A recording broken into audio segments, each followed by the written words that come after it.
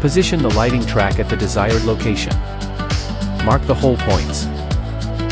Drill 6 mm, 0.23 inch holes at the marked points using a hammer drill.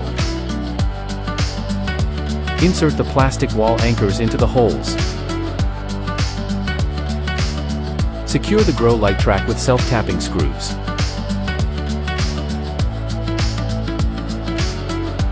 Place the light fixture at the desired installation position. Lock the latch to secure the light fixture. Use a percussion drill to make 6 mm, 0.23 inch holes.